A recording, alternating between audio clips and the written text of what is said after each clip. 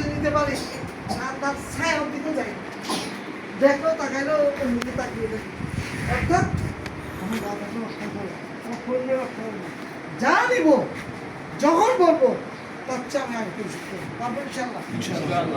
এরপর যেটা জিনিসটা আপনাদের বলতে চাই, এভাবে আল্লাহর সাথে সম্পর্ক বৃদ্ধি করা, ইবাদতটা খুব ভালো পারফেক্টলি করা। এরপর সংক্ষেপে একটু বলি, সাংগঠনিকভাবে আমাদের ব্যবহারিক জীবনটা গড়ে তোলা। সাংগঠনিকভাবে এতক্ষণ বললাম এমন কিছু কোয়ালিটি থাকা দরকার যে কোয়ালিটিগুলো থাকলে আমাকে আপনাকে আলোকিত করবে। আর এখন বলছি সাংগঠনিক ব্যবহারিক জীবনটা কী হবে। নাম্বার 1, আনুগত্য করতে হবে। এটা আপনারা আলহামদুলিল্লাহ ভালো করেছেন, কারণ আনুগত্য করে সুন্নাত না কি নফল, মাশাআল্লাহ, আতিউল্লাহ ওয়া আতিউর রাসূলা ওয়া উলিল আমরি মিনকুম। সুতরাং আমরা এটা